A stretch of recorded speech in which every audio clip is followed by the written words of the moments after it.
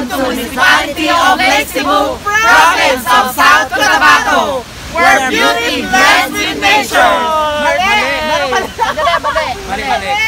Where animals blend with nature.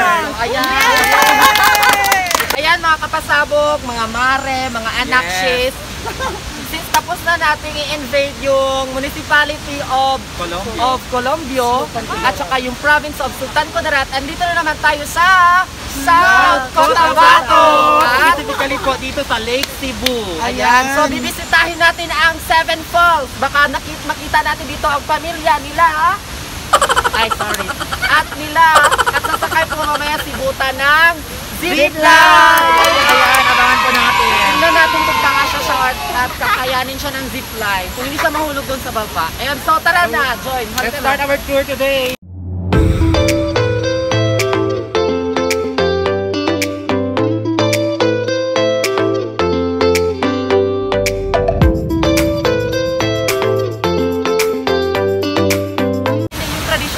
Natin kasi doon nagpa-picture tayo, so dapat ngayon may pictures din ulit tayo. Yes. So, ano kayo? Pose ha? 1, 2, 3, pose! 1, 2, 3, pose! 1, 2, 3, pose! Jump shot! 1, 2, 3!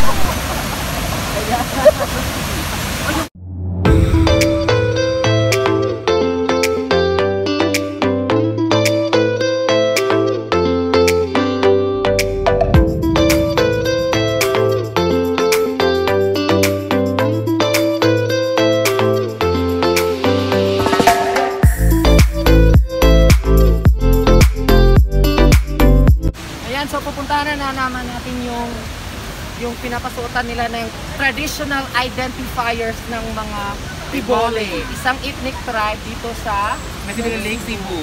Ayan, sa South Cotabato. So ayan, puntahan natin at tatanungin natin.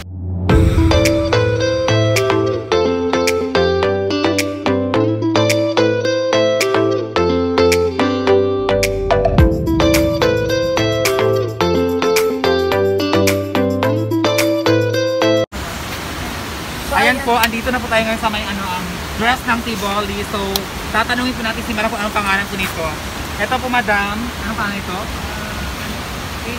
Hilot. Hilot T yung last. Hilot. Ito po siya. Or, Sa babae yan. kaya sa babae po ito, dito po nilalagay. Yan. Hindi siya pwede sa'yo kasi wag mong subukan, hindi magkasya sa chan. Tapos ito, madam. Ano yun siya? Bukala is Tiboli language. Bukalot. Pilit. Ay, Bukalaw. Ito ba? Bukalaw po Necklace ito. po yan, necklace. Ayan, dyan sa Kasya, leeg. hindi kakasya. Para Tapos din ito sa ito babae, po. madam, no? Yes, sa babae. Para sa Dito babae. is Tapos SWAT. ito, SWAT po ito. SWAT Yan. or headdress dito po nilalagay. Kapag mataas yung book mo, kukumpo lang. Pareho lang sila ng term sa blaan. Yes, sablaan is SWAT din ito, di ba? Sablaan. Ito, Ano yun siya? Tubaw. tubaw. Para sa lalaki. Sa lalaki. Ayan, yung dito. Tubaw. Utub. Ano siya? Ulaw. Ulo. Sa kanila, At saka tapos yung sa blaan. manong madam, anong tawag dyan? Kumot. Ayan. Kaya sablaan with T, kumot yun, di ba? Sa kanila, kumo lang, walang ano. Kumo. Ah, okay. Kumo. Kumo.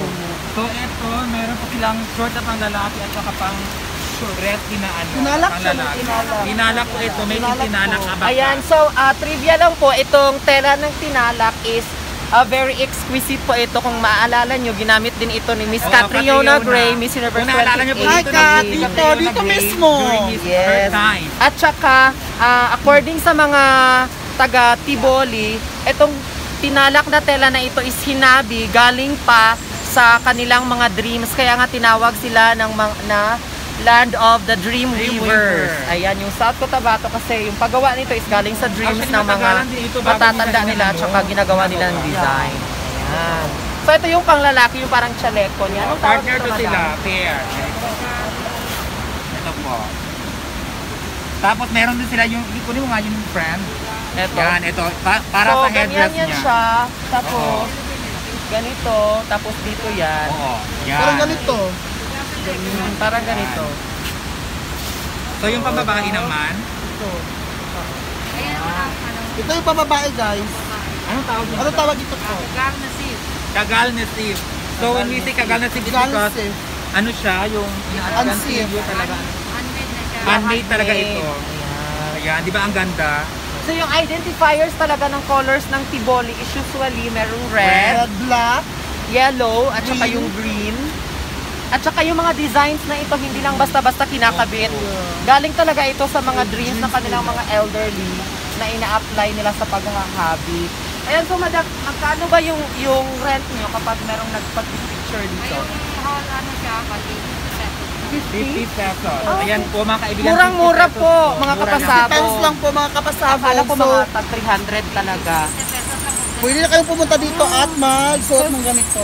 Affordable lang po kung gusto nyo matry yung kasuotang tradisyonal ng mga Tiboli. Ano po yung setting nyo para marunong sa yung mga ganyan-ganyan, no? Pero yung physically, ano talaga yung mga hands movements? Yung mga ganyan. Ayan, so dahil ituturo namin sana yan sa aming mga anak na animal. Ayan So, po, may natutunan po tayo galing kay Madam. So thank you. Opa, ang pangalan mo pala, madam? Pangalan mo? Marisa. Panta? Ayan Si po. Madam Marisa Panta po ang ating in-interview para naman malaman natin yung mga kagamitang tradisyonal ng Tiboli. So salamat po, Madam Salamat Marisa. po, Madam Marisa. Ayan po, So Merry Christmas and God bless po sa inyo. Yes. Tara na, patuloy na tayo. Bye! Ayan po mga kakasabong, nakikita niyo po yung sapa, ang kasaganda. Tingnan niyo. Yes, super! Tingnan niyo. Ang saya-saya po mga kapasabong. Tingnan nyo. Punta Ayan. po tayo ngayon sa may area kung saan po natin makikita yung Saan ba yung second post? Yes, ayun po yun. Ayun. So, yan yung mga second post mga Say hi kapasabong. tayong vlog, Madam. Yan, so dito na tayo na mga Jen. So doon yung area ng zipline. So dyan magsi-zipline si Buta mamaya. Oh my God, no! Ayun po yung Tayo mga tao, mag-hi naman kayo sa vlog namin. Hi! Mag-hi kayo. Hi! So there you are. Oh my God! Malaki ka!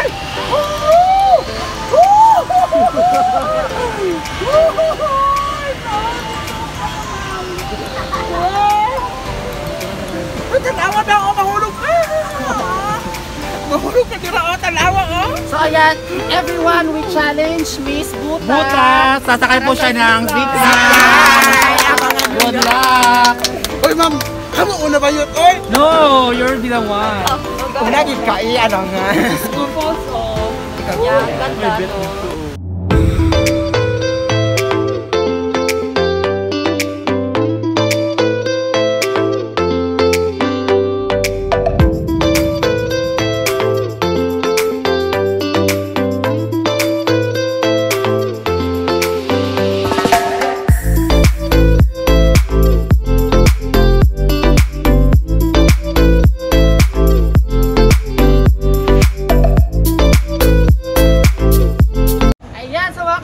Papunta kami ngayon sa second post. Actually, nandito na tayo. Oh, actually, nandito na kami. Tapos, habang nagbibili si Miss Bitchin, may nag-video sa kanya sa loob. At saka nung inopen niya yung window, eto na po si Madam Doc. Yung pala.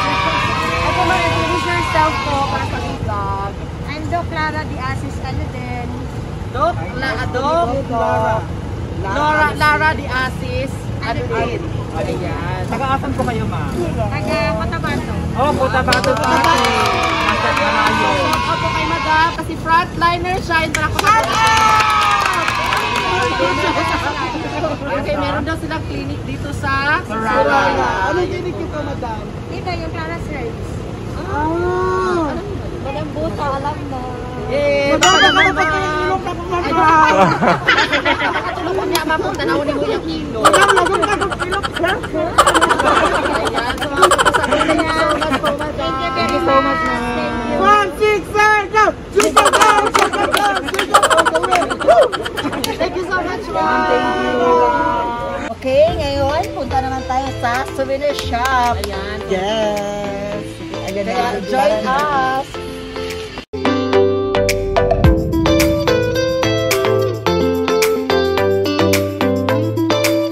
Ayan, so tatanungin natin yung, kayo pa ba yung may-ari, ma'am? Okay. So, ilang taon na po kayo dito na nagtitinda? 8 years. Wow. matagal na rin. Tagal na rin. So, una-una sa lahat po, ma'am, anong pangalan ninyo? Mary Ann. Alzate. Marian Alzate, wow. Hi, Madam Ano Marian. si Board Alzate? Shout out. Relatives ng pantas-husband ko. Okay, ayun. So, eto kanina, dito sa likod, anak, hali kayo dito. Eto daw is, magkano yun? 2.5 yan siya, kasi 2.5. weaving yan siya ng mga... Unweaven kasi ang ganda. Diba?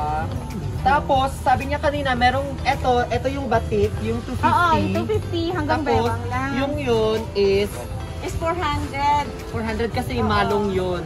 So, yung, ang pagkaibahan ng malong at saka ng batik, yung batik hanggang dito lang. At saka yung malong, yung makakapasok ka talaga sa loob. Ayan ito, madam. So maraming talaga silang kanina dito sa loob. Sa mga tourist po na walang dalang damit or short or kumot, nagkulang. pwede po kayong bumili dito. Nung nag-lockdown po, madam, nag-close din po yung boutique ninyo. Close din. So ano yung ito yung ba yung pinagkukunan nyo talaga ng everyday? So ano po yung pinaka-struggle at saka yung challenge nyo nung nag-pandemic talaga kasi nag-close? Siyempre, naghanap talaga ng paraan para mabuhay. So lahat naman po tayo. Buti na lang talaga bumalik na ngayon. Pero syempre, kailangan din nilang i-follow yung protocols ng ating government. Yes, Very exactly. So, Maraming salamat po, madam, at saka Merry Christmas po sa inyo. And I hope, we pray na marami pong bibili sa inyong boutique. So ayan guys, so sa mga papunta ng Lake Cebu, punta na kayo dito sa souvenir shop ni Madam. Visit po talaga to. Merry Thank you po. Merry Merry Christmas. Thank you so much.